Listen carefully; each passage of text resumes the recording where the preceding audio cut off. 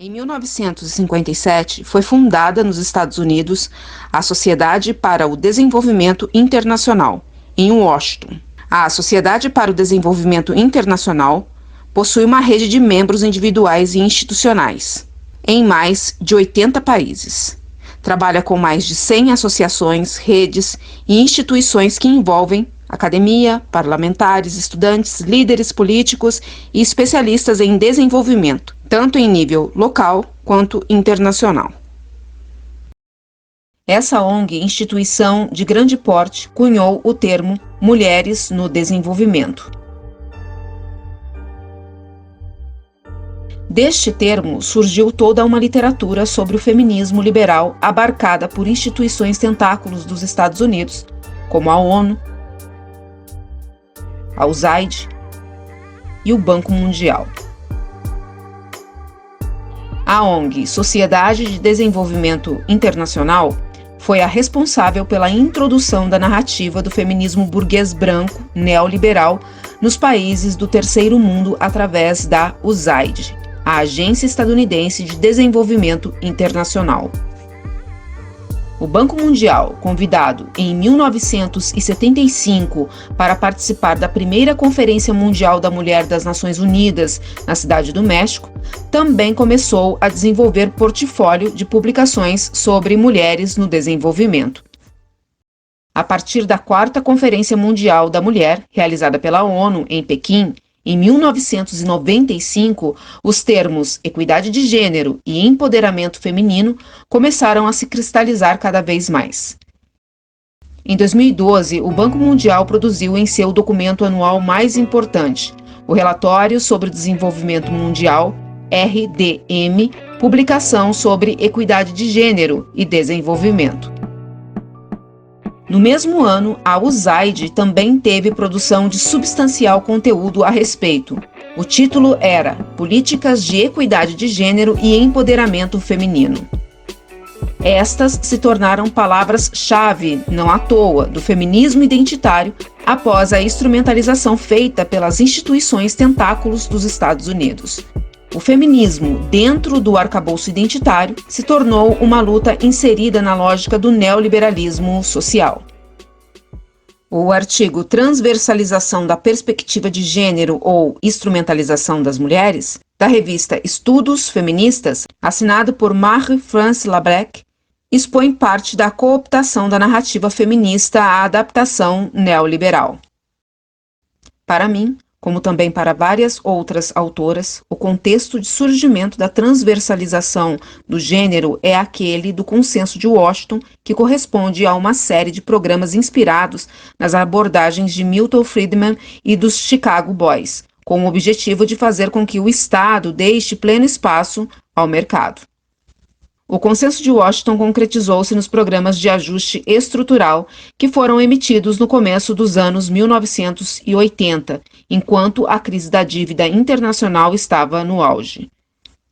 Os dois autores principais do consenso foram o Banco Mundial e o Fundo Monetário Internacional, FMI. Enquanto o FMI almejava o resgate do equilíbrio financeiro, ao banco atribuía-se a missão de converter os países em desenvolvimento à doutrina do liberalismo econômico, que acompanharia a diminuição do Estado e a conversão geral à competição econômica global. E o que acontecia com as mulheres nesse contexto? A história havia começado bem para as mulheres, já que o Banco Mundial, de alguma forma, as tinha descoberto nos meados dos anos 1970, em decorrência da Conferência Internacional da Mulher na Cidade do México pelas Nações Unidas. Em seguida, a Declaração da Década Internacional das Mulheres, 1975 a 1985, contribuiria para tornar as mulheres mais visíveis, principalmente na área do desenvolvimento, o que se manifestou na prática na formulação de políticas, programas e projetos para as mulheres por diferentes entidades e particularmente pelas agências internacionais de desenvolvimento. Excerto do artigo Transversalização da Perspectiva de Gênero ou Instrumentalização das Mulheres. Qual o propósito que se seguiu à escola liberal Mulheres no Desenvolvimento? a inserção da mulher na lógica de mercado neoliberal, no mercado de trabalho dos países subdesenvolvidos, sem responder de fato à desigualdade de gênero e corrigir a injustiça social a que a mulher está submetida. Para essa literatura, difundida pelas instituições tentáculos do imperialismo, a globalização, a liberalização do mercado e a difusão tecnológica dariam jeito na questão da desigualdade de gênero nos países subdesenvolvidos.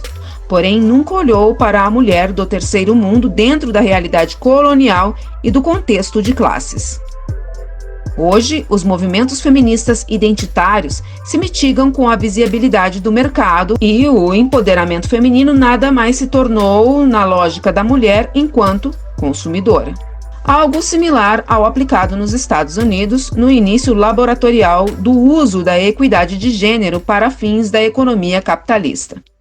Em abril de 1929, ainda havia na sociedade estadunidense o tabu contra as mulheres fumantes e isso resultava num óbice para a indústria de tabaco.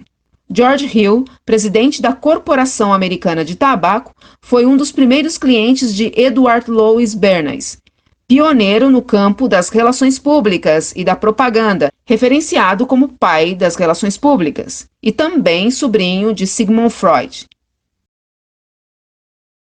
He showed American corporations for the first time how they could make people want things they didn't need by linking mass-produced goods to their unconscious desires. Out of this would come a new political idea of how to control the masses. Bernays, através da perspectiva da psicanálise, associou os cigarros à ideia de desafiar o poder masculino. As mulheres iriam fumar porque elas teriam o próprio pênis.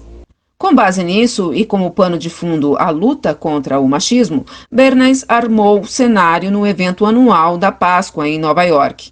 Ele convenceu um grupo de ricas debutantes a esconder cigarros sob as roupas. Elas deveriam então se juntar à parada e, ao seu término, acenderiam os cigarros teatralmente.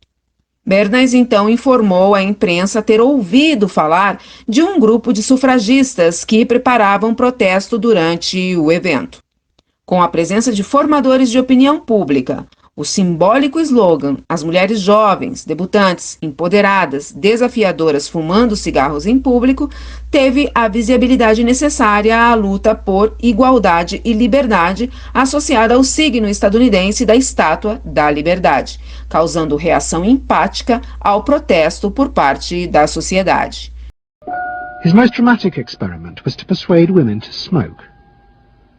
At that time, there was a taboo against women smoking. And one of his early clients, George Hill, the president of the American Tobacco Corporation, asked Bernays to find a way of breaking it. He said, we're losing half of our market because men have invoked the taboo against women smoking in public. Can you do anything about that? I said, let me think about it. And then I said, have I your permission to see a psychoanalyst to find out what cigarettes mean to women? He said, what'll it cost? So I called up Dr. Brill, A.A. Brill, who was a leading psychoanalyst in New York at that time. How come you didn't call your uncle? Why didn't you call your uncle? Because he was in Vienna.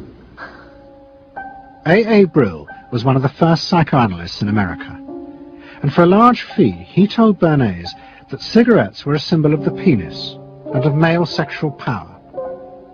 He told Bernays that if he could find a way to connect cigarettes with the idea of challenging male power, then women would smoke, because then they would have their own penises. Every year, New York held an Easter Day parade to which thousands came, and Bernays decided to stage an event there. He persuaded a group of rich debutantes to hide cigarettes under their clothes. Then they should join the parade, and at a given signal from him, they were to light up the cigarettes dramatically. Bernays then informed the press that he had heard that a group of suffragettes were preparing to protest by lighting up what they called torches of freedom. He knew this would be an outcry, and he knew that all of the photographers would be there to capture this moment. And so he was ready with a phrase which was torches of freedom.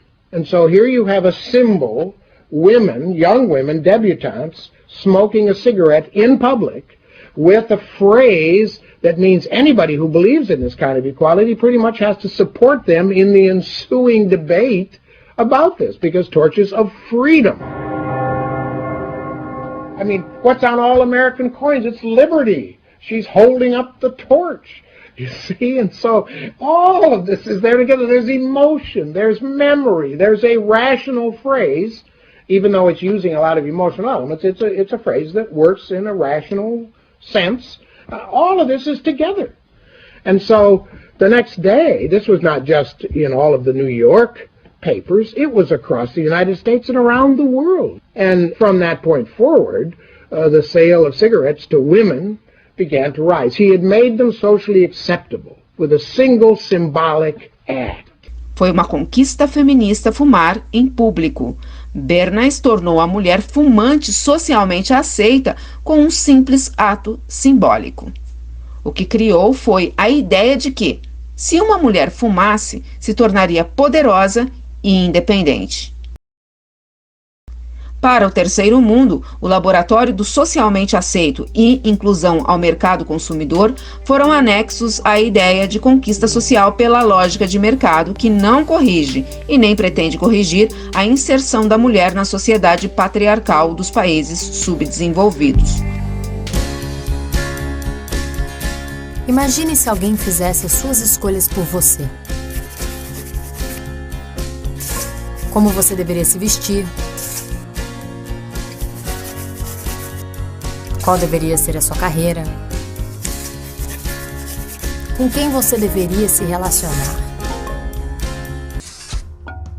Essa realidade é possível. Imagine e faça acontecer.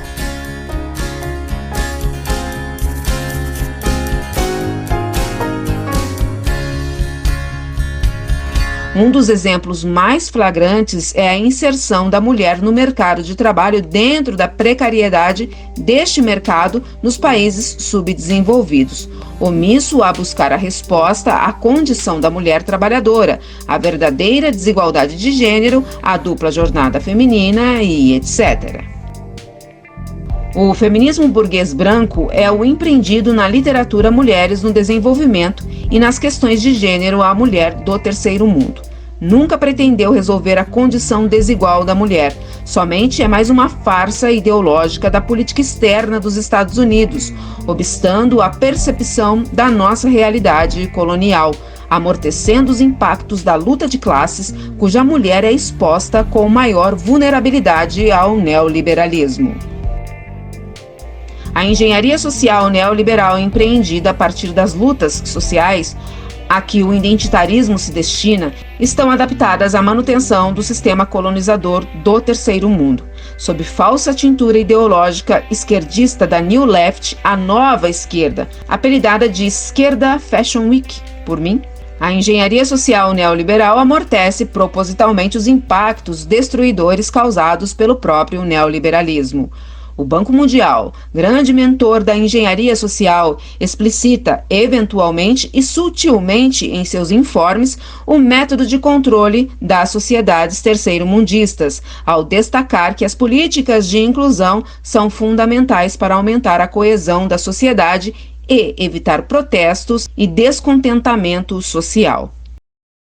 O neoliberalismo começou a superar o modelo de bem-estar social, não somente do ponto de vista político e econômico, mas comportamental, junto às modificações da sociedade estadunidense na esteira da contracultura da década de 60, que também inspirou as lutas sociais, como o coletivo Conbury River, organização negra feminista ativa em Boston de 1974 a 1980, seguindo toda a literatura Mulheres no Desenvolvimento em pautas feministas pulverizadas no terceiro mundo pela USAID, Banco Mundial, fundações e ONGs.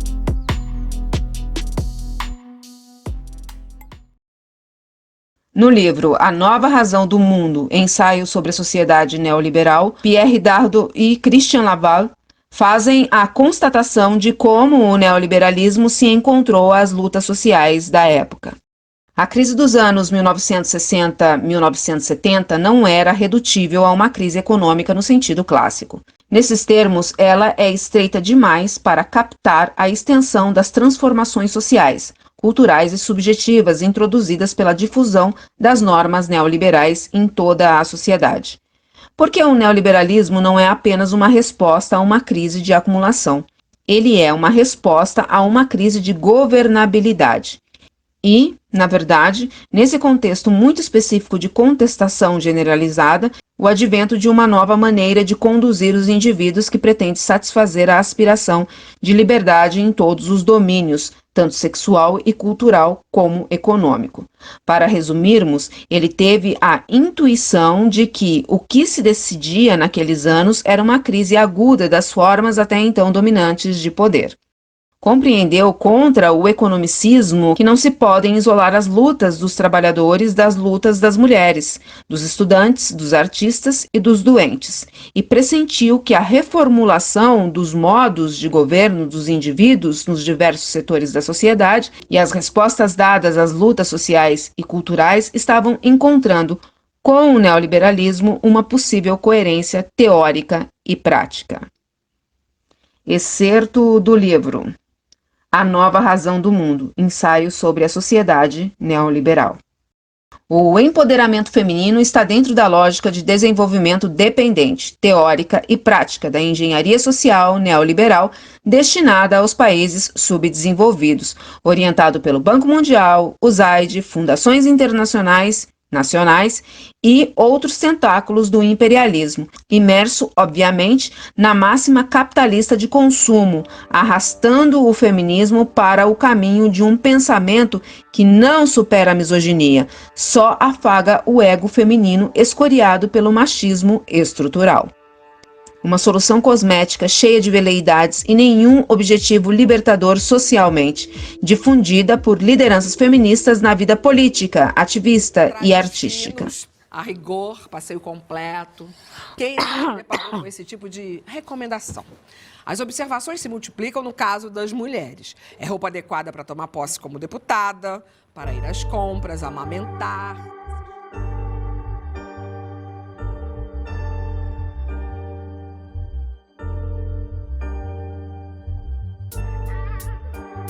No site da Open Society, fundação do bilionário George Soros, pode-se encontrar o apoio deliberado à luta feminista e formação de lideranças, fomentando a próxima geração de líderes feministas na América Latina. Os programas Intercâmbio de Jovens e Direitos da Mulher, da Open Society Foundation, irá premiar jovens líderes feministas com bolsas de estudos a jovens dinâmicos dedicados ao futuro do feminismo na América Latina.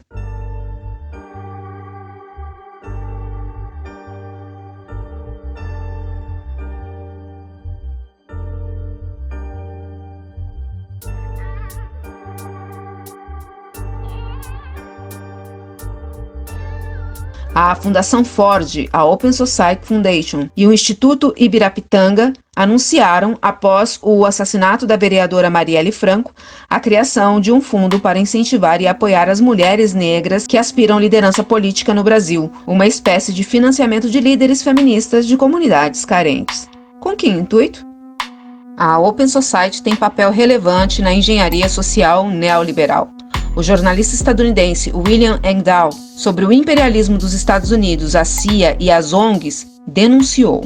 Durante a presidência de Ronald Reagan, vieram a público lamentáveis escândalos relativos às sórdidas operações da CIA pelo mundo afora. Chile, Irã, Guatemala, o projeto Top Secret MKUltra, o movimento estudantil durante a Guerra do Vietnã, para não conferir senão alguns. O diretor da CIA, Bill Casey, propôs a Reagan a criação de uma ONG privada. Ligeiramente à margem, ela pretendia-se privada, mas na realidade estava ali para, como disse um dos seus criadores, fazer o que a CIA faz, mas de forma privada. Foi a criação, em 1983, da ONG denominada Dotação Nacional para a Democracia. Pouco tempo depois, dirigidas a partir de Washington, outras ONGs surgiram, tais como The Freedom House, as de Soros, a Open Society Foundation, Instituto para a Paz e outras ainda. Os fundos eram frequentemente encaminhados pelo Departamento de Estado via USAID para ocultar a sua proveniência. Excerto da entrevista. O feminismo internacionalista, articulado por instituições tentáculos dos Estados Unidos, é um instrumento do neoliberalismo, uma forma de controle de mentes dentro da guerra híbrida. Ao encontro do exposto aqui, a autora Joana A. Coutinho, no livro ONGs e Políticas Neoliberais, viu nas ONGs os sujeitos privilegiados dos governos na implementação de políticas estatais. Escreveu que o entrelaçamento político, econômico e ideológico do processo garantiu o terceiro setor assumir a condição de principais agentes da implementação das políticas neoliberais na década de 1990 no Brasil. As ONGs, com seu aspecto não governamental e sem fins lucrativos, se revelam extremamente funcionais para a massificação e materialização da intervenção estatal de caráter neoliberal a ocultar a mercantilização e a ruptura com o padrão universalista das políticas públicas. Ciente do mecanismo de instrumentalização, chego à conclusão que o feminismo, desprovido de nacionalismo, é apenas um instrumento da guerra ideológica neoliberal a assolar o terceiro mundo.